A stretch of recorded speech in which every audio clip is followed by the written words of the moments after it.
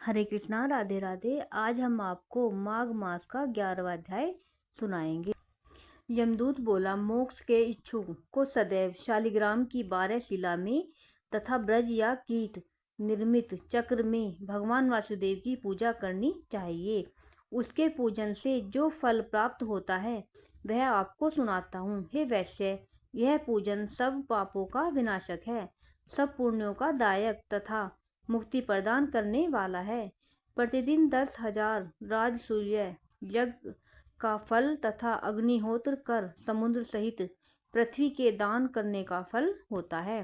देवता इत्यादि निर्गुण ब्रह्मा को जब प्रणाम करते हैं उसका फल मिलता है, और जिससे अत्यंत पापी और अनधिकारी भी यमलोक में नहीं जाते।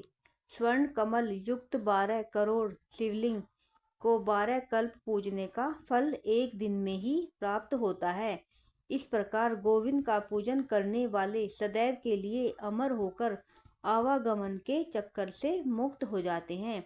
जिसने शालिग्राम की शिला के ऊपर का जल अपने ऊपर छिड़क लिया तो मानो उसने संपूर्ण तीर्थों में स्नान कर लिया, क्योंकि संपूर्ण शालिग्राम शिला सग कल्याण करने वाली गंगा जी, गोदावरी तथा देवा नदी इत्यादि सभी पवित्र तीर्थों के जल में रहा करते हैं। यदि कलयुग में काम, क्रोध तथा लोभ से व्याप्त अधम पुरुष नैवेद्य, फूल, धूप, दीप, चंदन, गीत, बाजे, स्तोत्र आदि से शालिग्राम शिला की पूजा अच्छे भाव से करते हैं तो वे 1000 कोटि कल्प तक के घमंड से छूटकर भगवान हरि के पास निवास कर राजा चक्रवर्ती हो जाते हैं। जहाँ शालिग्राम शिला रूप में भगवान केशव उपस्थित रहते हैं, वहाँ देवता, सूर्य, यज्ञ और 14 लोकों का निवास है। शालिग्राम शिला के सम्मुख श्राद्ध करने से पितर तृप्त होकर सैकड़ों कल्प स्वर्ग में निवास करते हैं।